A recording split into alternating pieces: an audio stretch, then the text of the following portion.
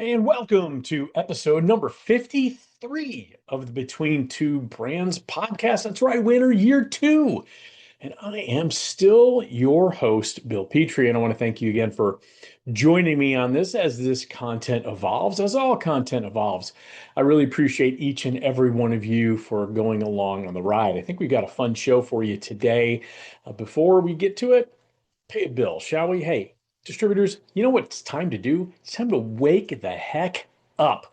Your clients are no longer satisfied with you merely acting as a middleman, slapping their logo on generic, predictable, and frankly, uninspiring products. What they're demanding is something more, merchandise that feels as if we're thoughtfully curated for just their unique brand. To stand out, your clients need something exceptional, products that truly reflect their identity and set them apart from the crowd. And this is where our friend Russ Mogel and his team at Seven Sourcing come in. With over 30 years of direct custom merchandise sourcing, they are the clear leaders in the space. Here's just a couple of reasons why you want to partner with Seven Sourcing rather than do it on your own.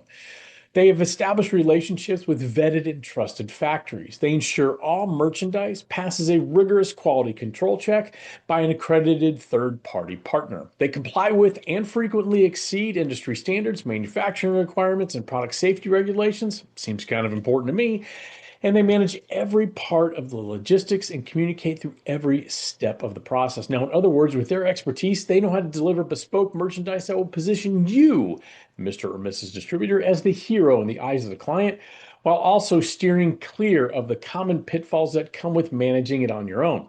And let's be clear, yeah, it does take a little bit more time, usually between 75 and 90 days, to design, develop, and deliver truly unique and original merchandise.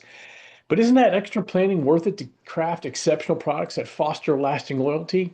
I sure as heck think so, and my guess is you do too. Now, when you're ready to elevate yourself from just another promotional products distributor to a true partner that delivers exactly what your clients crave, that unique custom branded merchandise designed specifically for them, reach out to Russ and his team at sales@sevensourcing.com. So I want to be transparent. I am recording this early. It is Monday, December the 29th as I'm recording this, and this podcast is not going to drop until almost a month from now, January 16th. And so what I thought would be interesting to talk about or when this drops, we're going to be at the tail end of what I think is the biggest gauntlet in our industry, and it's right out of the gate, especially for suppliers. So January 1st is a Thursday this year. Many suppliers will be leaving their families on that Saturday, January 3rd, or that Sunday, January 4th, to get to Orlando, Florida for the ASI Orlando show, which takes place Monday, Tuesday, and Wednesday, January 5th through the 7th. They wrap up the afternoon of the 7th, and they got to turn around, ship everything from Orlando to Vegas for Sunday, setting up on Sunday and Monday in Vegas. It is an incredible gauntlet for suppliers. It's an incredible gauntlet for some distributors too who go to both shows. But it's such a gauntlet, and it made me start wondering if maybe that's the best way to do it. Do we like sprinting into the new year? Because that is a sprint for sure. Do we like sprinting into the new year? Or would we rather ease into it? I had opportunity to take some time off between Christmas and New Year, spent some time with some friends and went to dinner and talking about the coming years. We are wont to do is this time of year. What's happening in January? And I was explaining the gauntlet that our industry is in to a person. Everyone was like, holy cow, you don't have a chance to ease into it all. No, we don't. And I think we know why it's built this way. I think both ASI and PPAI want to be the first big trade show of the year, and both have their merits. I'm not here to discuss that because honestly, I don't have much of an opinion. I understand they're both businesses and they both want to, whether one's non for profit or not is irrelevant. They both run shows and they both want to make a big splash as early as possible in the year. And they also want to make sure that that any big news, right? We know this is happening. All the big news will happen at ASI Orlando and or at PPAI Expo. So our industry has been built to sprint into the new year, which I'm really conflicting thoughts on it.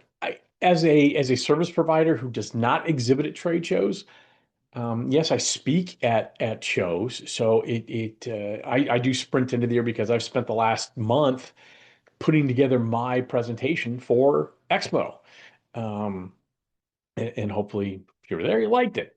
I don't know. This is a couple weeks from now, but I sprint into it, but nothing like what the suppliers have to do, and I wonder how much stress that induces over the holidays. I know coming into the holidays, it was incredibly stressful. It always is for everybody. You have a million things to do, never enough time to do it, and you just want to sit and breathe and enjoy the time with family and friends over the season. It's very difficult to do that.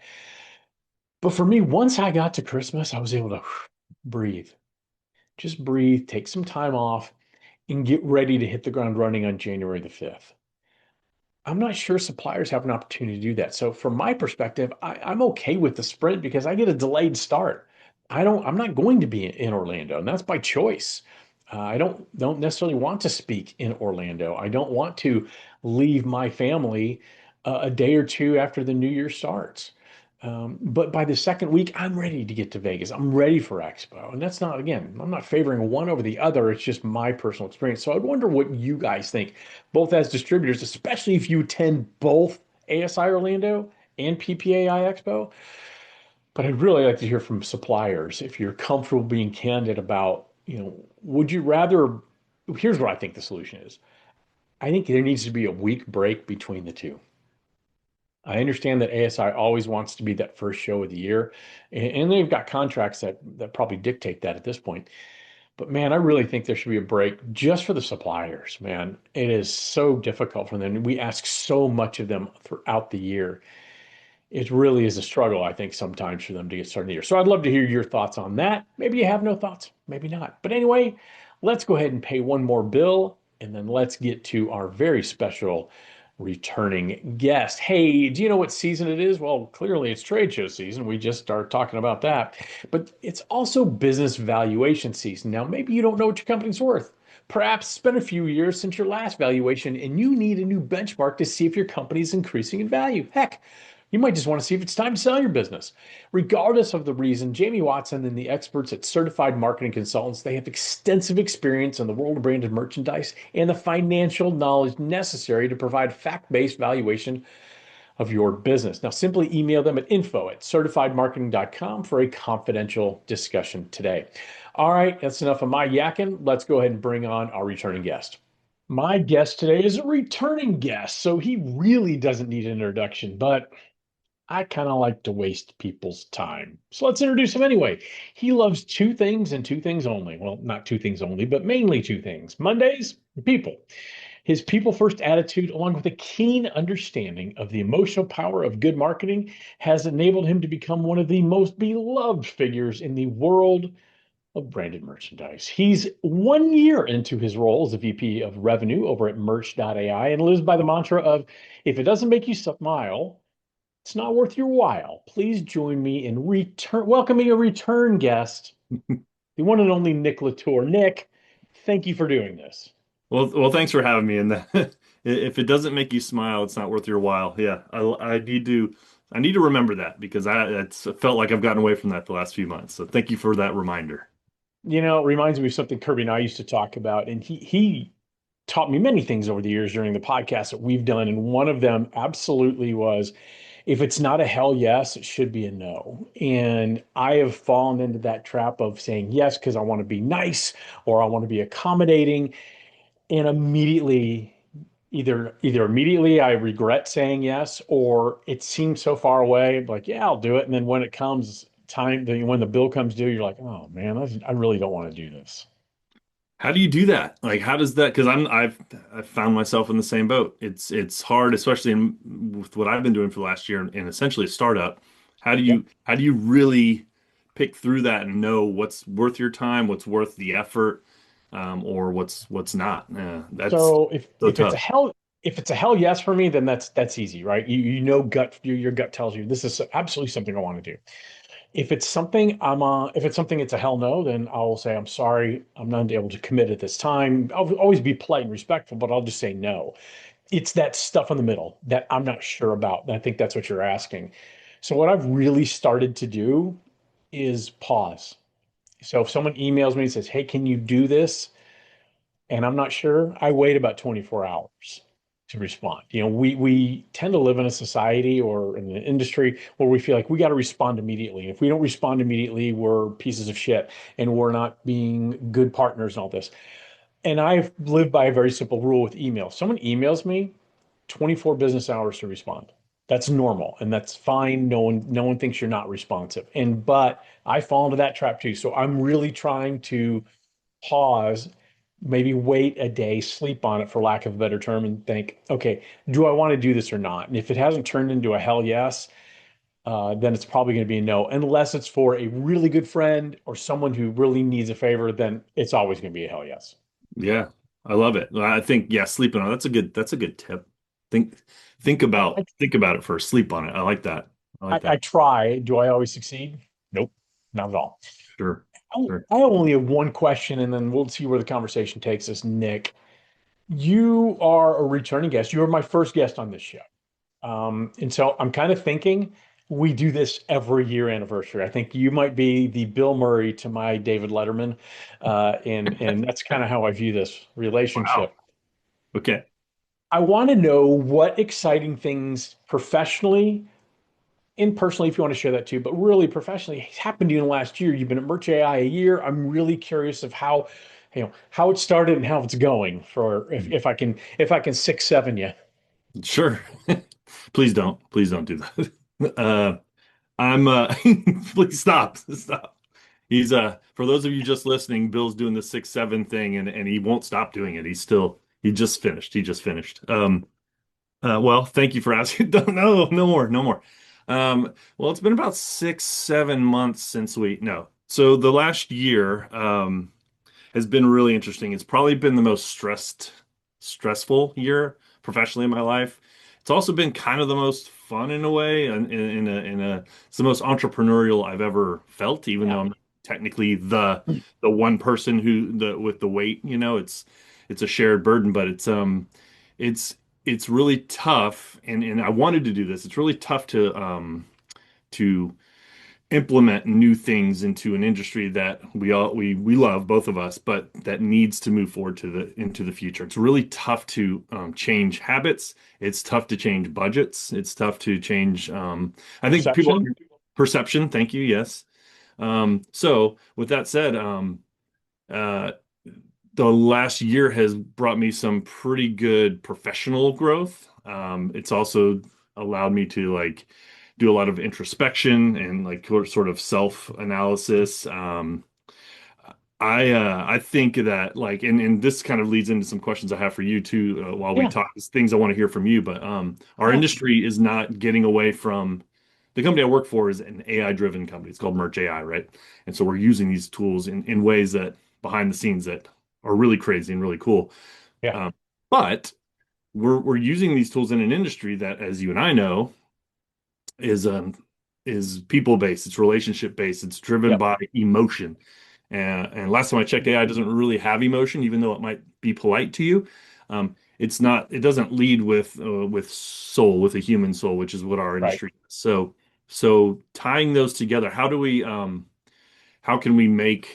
we help the industry professionally? Speaking of my job, how can I help the industry to to get better and to be more in tune with their customers and to sort of catalyze more of a human response using an AI tool? And it's really hard. Like I can't tell you like it's been a great year and everything's rosy. We're doing okay as a But company, but it's like honestly I need this right now. We're talking during the holiday break. I kind of needed a little bit of an unplug because it's been a little bit much. But and I going get into that. next year, we're excited. We've Yeah, got a I lot. get that. No, Yeah. I get that because you like you said, you're in the most entrepreneurial place you've ever been professionally that I'm aware of, and there does come a burden to that. When it's everything's on you. I know you have a partner that you work with, and but still, a lot of it comes up to you. And like you said, I think a challenge is educating promotional products companies that have been doing the same way for a long period of time that AI, at least from my perspective, it's not going to emote for you. But what it can do is become an incredible tool for you to express emotion to others and through merchandise in this case. Yeah, well said.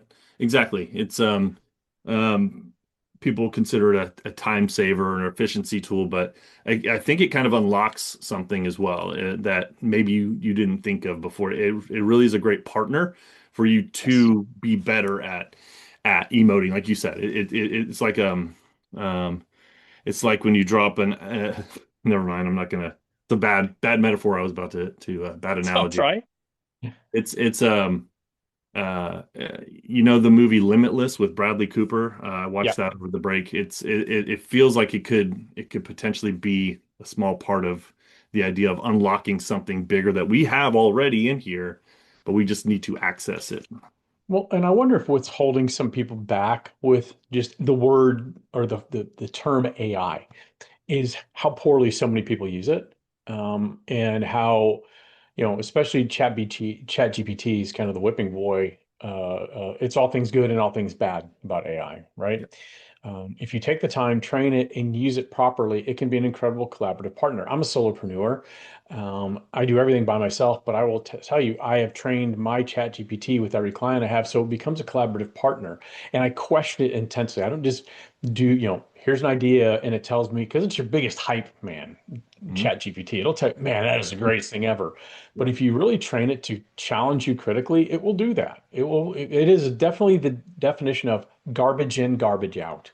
And I see so many people look at it as this big time saver, and they'll put something in there and it'll regurgitate a social post with a billion emojis, and they cut and paste it and it's stupid obvious.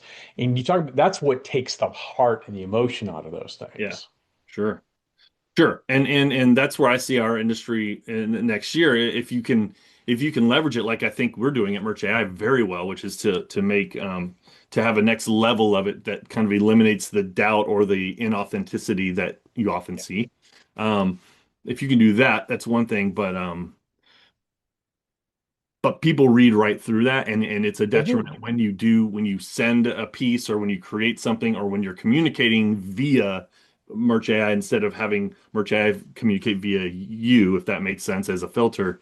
um you lose people, and my prediction for next year and the coming years, and other people have said this too, I'm not Nostradamus, but there'll be a little bit of a pushback to this term Oh, AI. Like you said, it's going to be like, hey, oh, that's AI, no thanks. I want to go have something real, or I want to feel like I'm a real person who's being thought of by another person.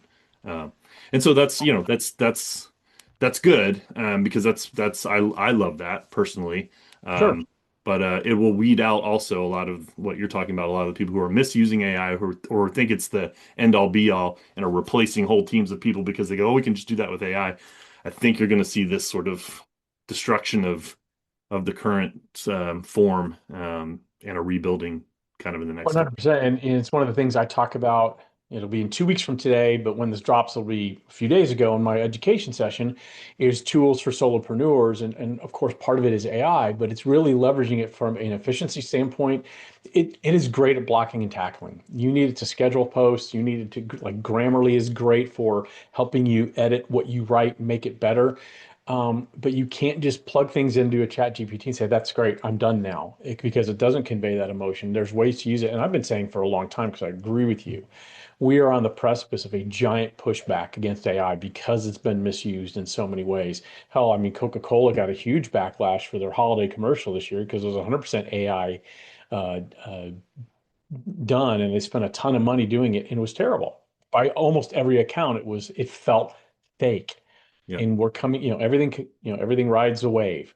And I think we're at a point now where we're really cresting on people wanting an authentic human experience. Yes.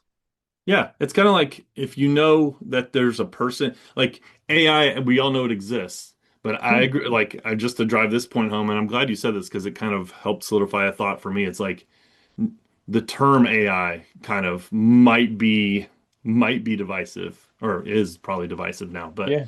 that might be something we need to look at. It's like using AI is everyone's going to keep using it, but like leading with that, like having that be your thing. Hey, this is AI. It might cause some doubt. It's been a marketing tool. I mean, it's been a marketing term. Yeah. You know, Oh it's yeah, like sure. It's like organic in the grocery store. I don't even know what organic means anymore. Sure. Uh, AI, most of what people are using AI for is truly machine learning.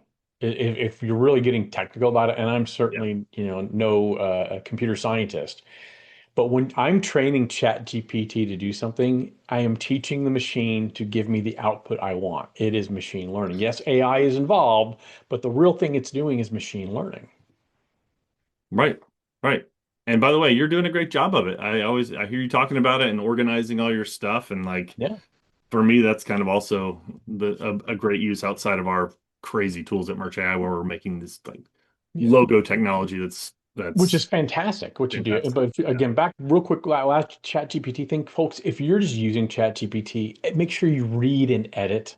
Read and edit, please. For the love of all things human, read and edit. I was hoping we were past the point where you would have to give that disclaimer, but yeah, I second that. We had All a in favor? I Aye. real quick story. We had a we were reviewing some sort of legal documents for Merch AI, and we did a quick scan of a thing that a customer wanted us to look at, and it's kind of a little overboard, but that's, I'll leave it there. I think I shouldn't say more. And after the scan, there was some AI kind of going, "Hey, here's what this says. Here's some suggestions." And I think it's gotten better for sure. This was months ago. So hallucinations and made up shit is going away Sure. more and more. But it came up with a whole subsection of things that didn't even exist in the contract to tell us, hey, you need to do this. It's like, wait a second. We review, and so yes, edit, not just your emails, which are very, very important, but also, if you're using it for bigger things, it's not you need to review it. I wrote a blog 3, 4 months ago, and I still write all my blogs. I write them.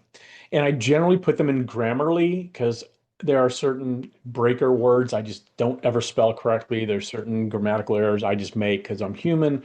Yeah. And Grammarly is a great tool. And I thought, I wonder if ChatGPT would be better at that for me. So I uploaded the blog and I said, can you please check for review for spelling errors, grammar errors, and optimize so that my point clearly comes across? Please, and I put this in the prompt, please do not make any changes materially to the text. It added so much shit that didn't happen. Like, and it was Whoa. a personal blog, like about things that happened in my life. And all of a sudden it was adding all these things. I'm like, man, this is a problem. Yeah. Yeah. Yeah, there'll be a more of a push in the future. We've got literal AI scientists on our team, like people Yeah. who Oh, I'm sure. that's all they do. So it's like and as I talk to them every week, it's like, oh no, no, see, this is what we had to do to get to this. We didn't just load it into Nano Banana and say, hey, make this look real. It was Yeah. a series of not just prompting either, like other commands and actions Yeah. and things to make this really great thing. But as we talk to customers, like, yeah, well, we can just put that in Nano Banana and do the same thing. You really can't, and you really No, you shouldn't. can't. You need to know what you're doing. Yeah, absolutely. Yeah. Anyway. Yeah. I'm looking forward to next year when we have this same conversation to Me see too. what how the world is different in AI and everywhere else. Forward to it too. You said you Uh, had something you wanted to bring up yeah, as well, well. along those lines, yeah. So like, and you mentioned this is now after PPAI, Yep. so a lot's happened that we don't know about yet. Um, but it's the time of year. Listen, it's the beginning of the year, and again, I'm honored to be your first guest and now your first returning guest. I'd love to be your Bill Murray.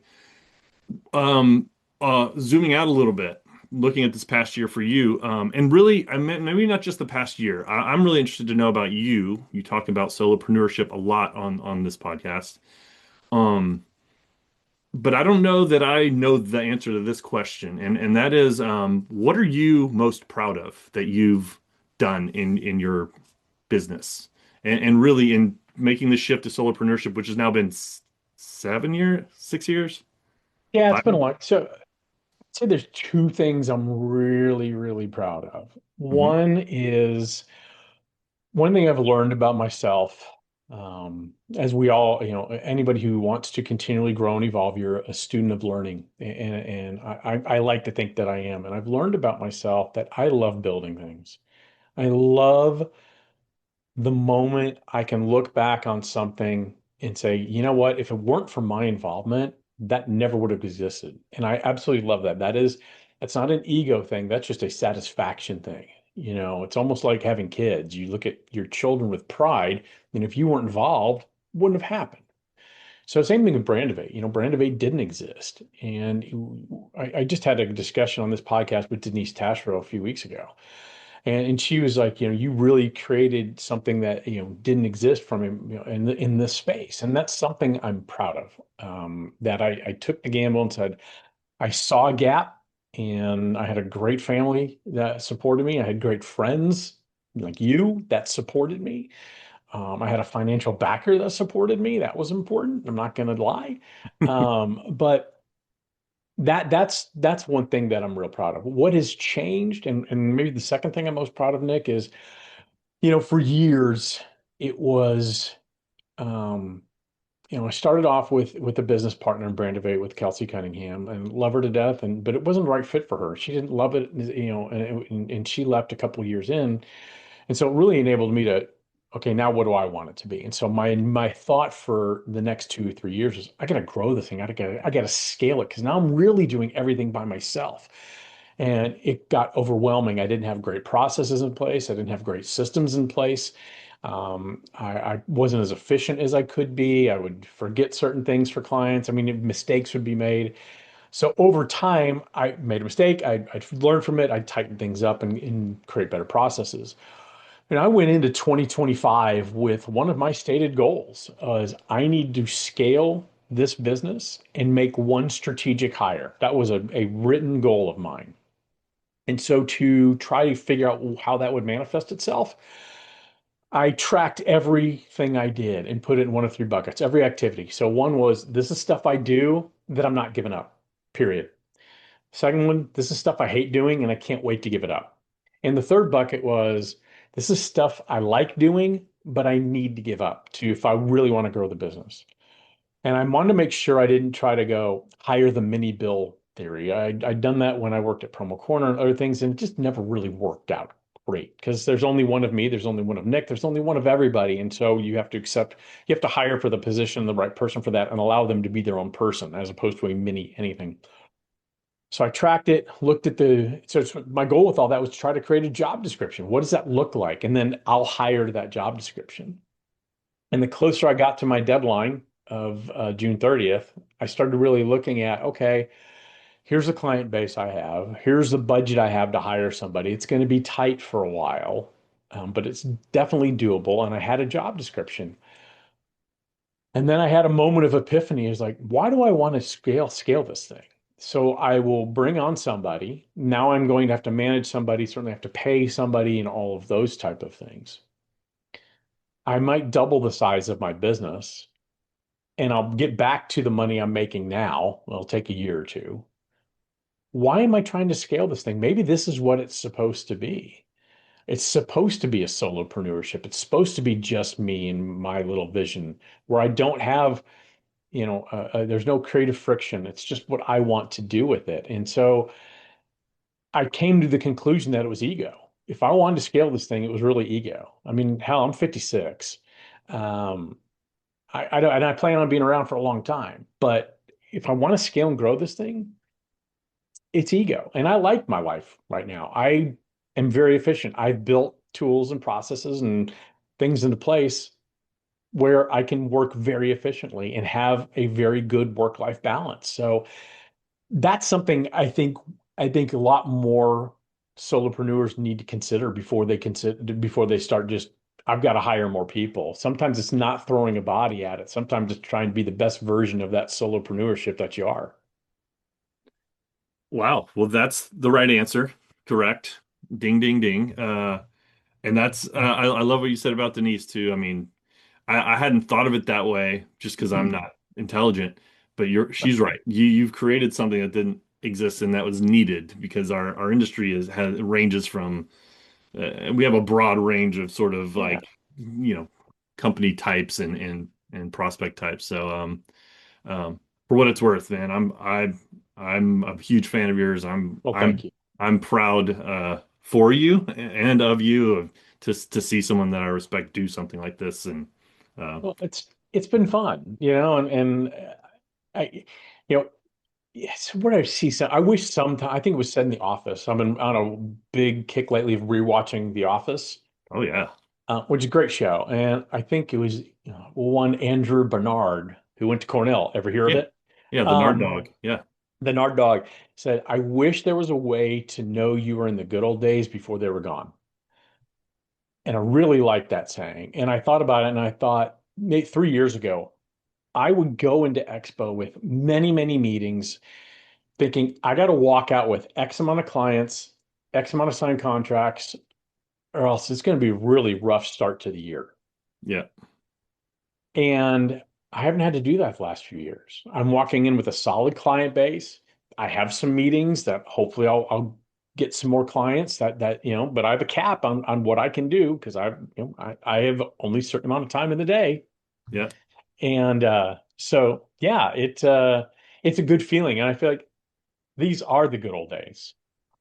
I was I going to feel like ask, these are the good old days for do you me. think we're in the good old days right now? Was going to be my question. I Yeah. think everybody's good old days are different. Yeah. There's times where I thought I was in the good old days and they were not. I don't know. I think it's different for everybody. I mean, I talked about in the preamble to the podcast today.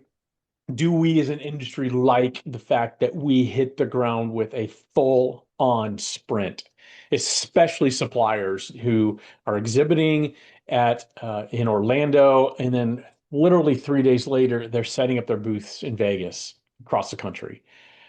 I'm not sure I like it or not. I think my the way I came to, and I'd love to hear your thoughts on this.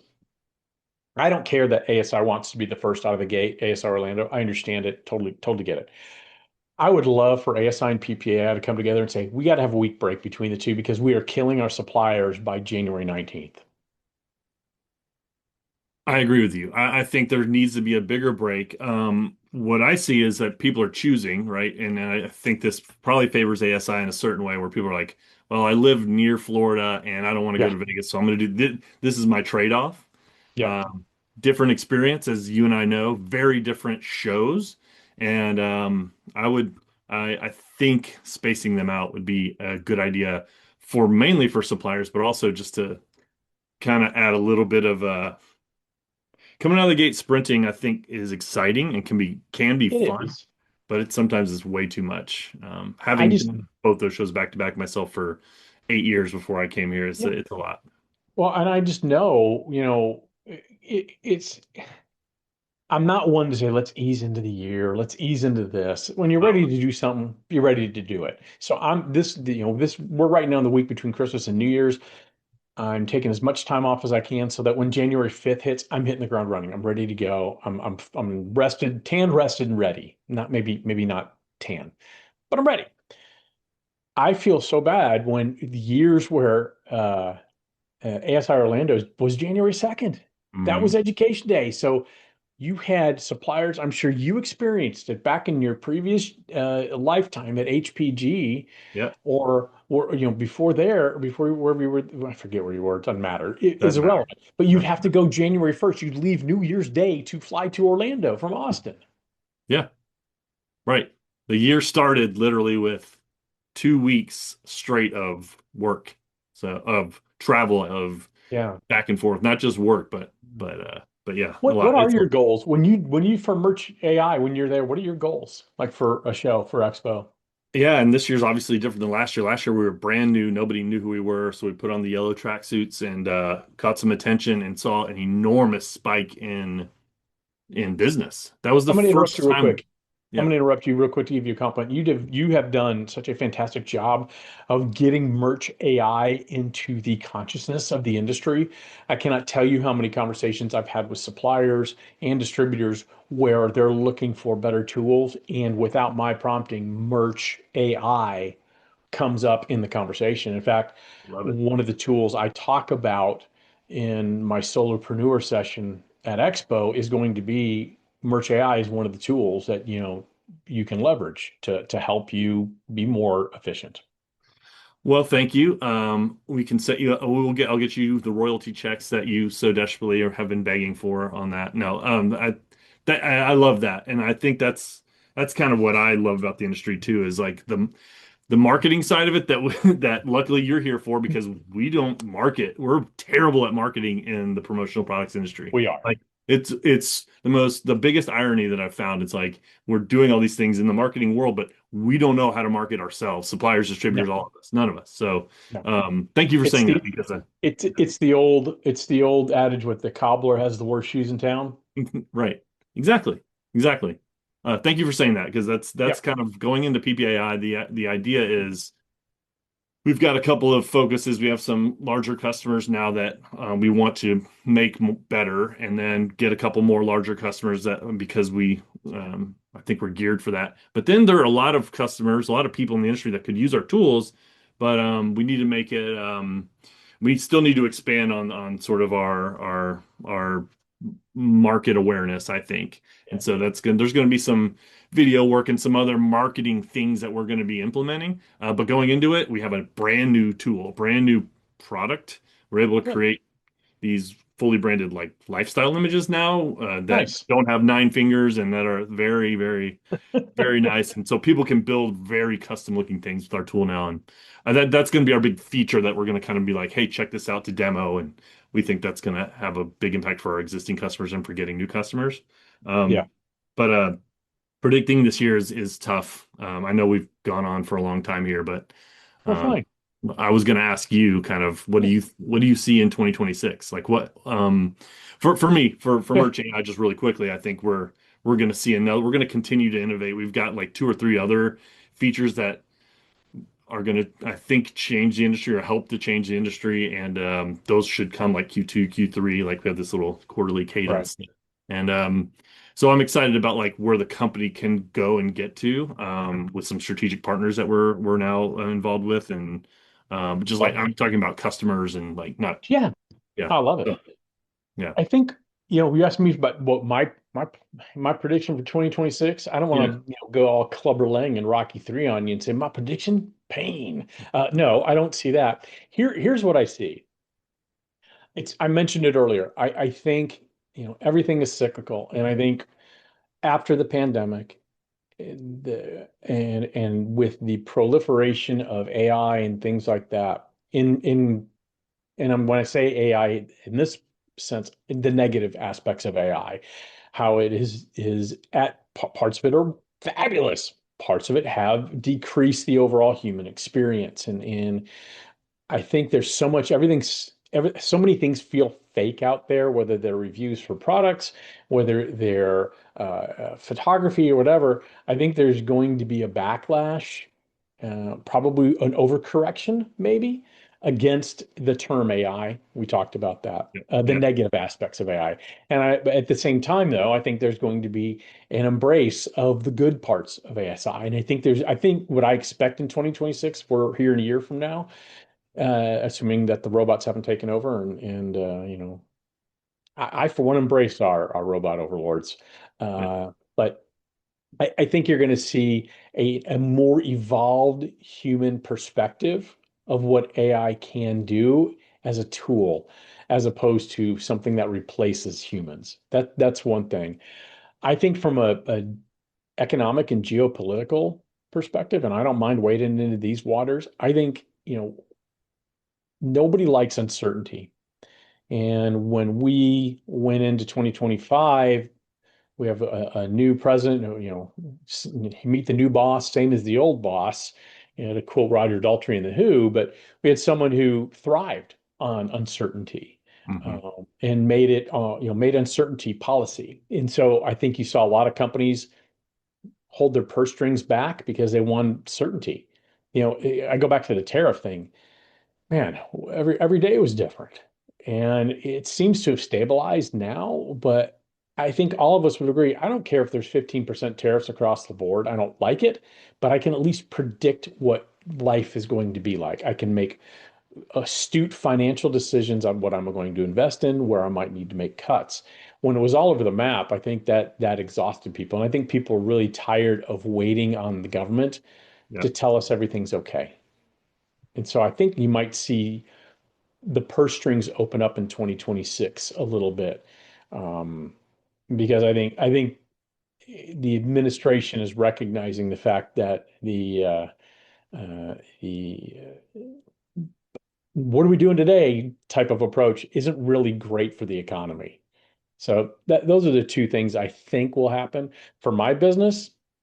I I hope I'm able to continue doing what I'm doing. I hope I continue to create work that matters for clients, and I hope that I can be here in a year saying, "Hey, I'm glad I made the decision not to scale the business by hiring somebody."